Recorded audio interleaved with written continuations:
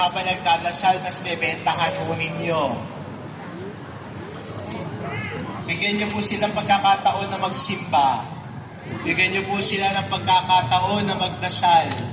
Nanggaling pa ho sila sa ibang lugar, nagpunta ho dito para magdasal. Huwag niyo pong kunin sa kanila iyon.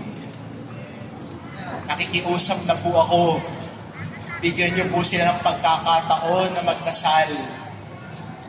Pwede naman ho magbenta. May mga lugar po. Wag po dito sa loob. Wag po sa Plaza Miranda. Wag po dyan sa may Plaza San Juan. Nagdadasal ang mga tao. Bigay niyo sa kanila yon.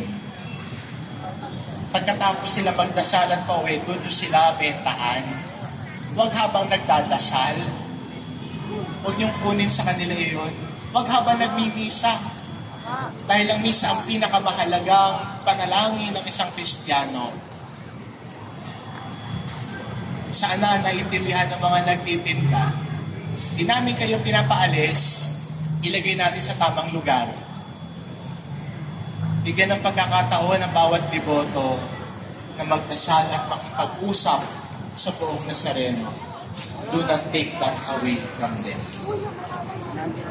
Mga kapatid, ating patuloy na ipagdasal ang ating mga minamahal na yumao.